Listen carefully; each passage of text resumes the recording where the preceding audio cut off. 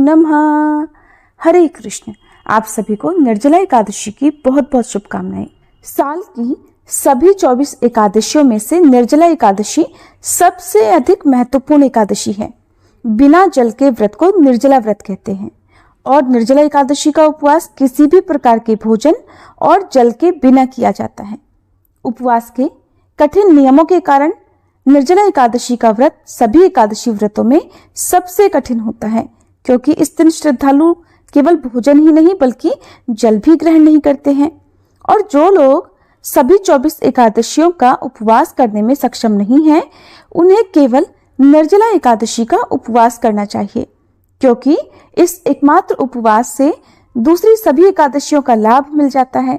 निर्जला एकादशी को पांडव एकादशी, भीमसेनी एकादशी और भीम एकादशी के नामों से भी जाना जाता है, क्योंकि पांडवों में दूसरा भाई भीमसेन अपनी भूख को नियंत्रित करने में सक्षम नहीं था। इस कारण वह एकादशी व्रत को नहीं कर पाता था। भीम के अलावा बाकी पांडव भाई और द्रौपदी वर्ष भर की सभी एकादशी व्रतों को पूरी श्रद्धा और भक्ति से किया करते थे।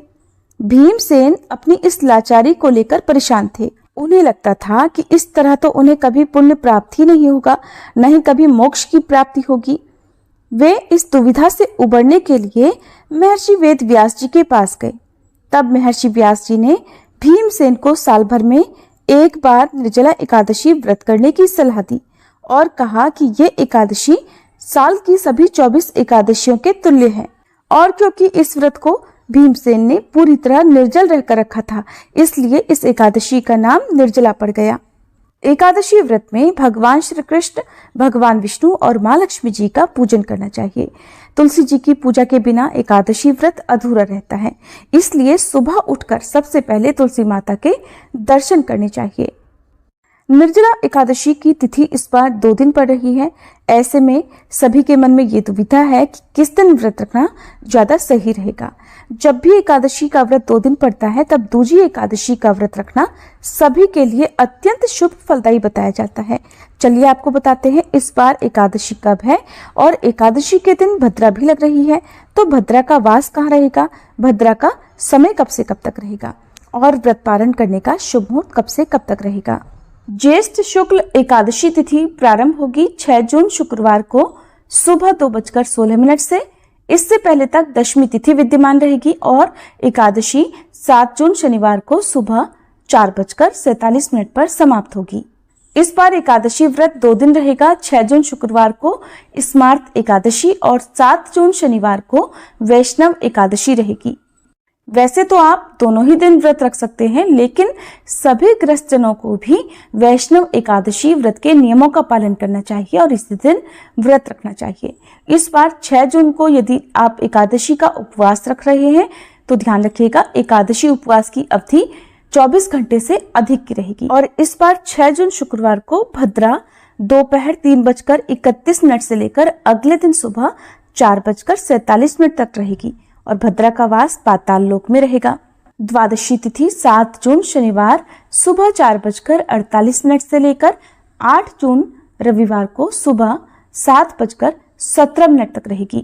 द्वादशी तिथि लगते ही हरिवासर का समय भी शुरू हो जाता है, जिस समय व्रत खोलने से बचना चाहिए।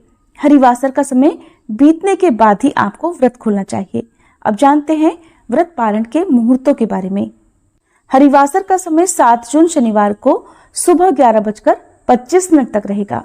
जो लोग 6 जून शुक्रवार को व्रत रखेंगे, उन्हें 7 जून शनिवार को दोपहर 1:44 से लेकर 4:31 के बीच में व्रत खोलना होगा। जब तक व्रत का पारण नहीं किया जाता है, तब तक अन्न जल आदि का सेवन नहीं करना चाहिए। और जिस भी प्रकार से आपने संकल्प लिया है, उसके नियमों का पालन यदि ना कर पाए तो व्रत खंडित हो जाता है।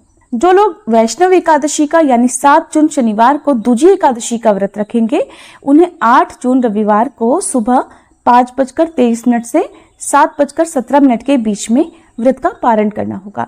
ध्यान रखिएगा 7:17 पर द्वादशी तिथि समाप्त हो रही है, इसलिए व्रत पारण हमेशा द्वादशी तिथि के अंदर अंदर ही कर लेना चाहिए। निर्जला व्रत में जल का त्याग कब से किया जाता है, ये भी एक महत्वपूर्ण प्रश्न है। तो आप जिस दिन भी व्रत रख रहे हो, उस दिन सुबह 3 बजे से 4:30 बजे के बीच में जल का सेवन कर लें। उसके बाद स्नान करके सूर्य देवता को जल अर्पण करें और भगवान विष्णु के समक्ष हाथ में जल लेकर व्रत का संकल्प रखें। किस प्रकार का व्रत रखना चाहते हैं, निर्जल रहकर या केवल 12 घंटे तक निर्जल रहकर या 24 घंटे तक निर्जल रहकर। और संकल्प का पालन आपको पूरे एकादशी व्रत के दौरान करना चाहिए। आचमन करते समय केवल मुख शुद्धि के लिए आपको 3 बार जल की 3 बूंदें अपने कंठ में उतारनी है। अगर प्यास मिटाने की इच्छा से इस व्रत में आचमन किया जाता है तो भी व्रत खंडित माना जाता है। केवल मुख शुद्धि के लिए आप जल का सेवन कर रहे हैं, इस धारणा से आप व्रत रखते समय आचमन कर सकते हैं। और इसके अलावा शाम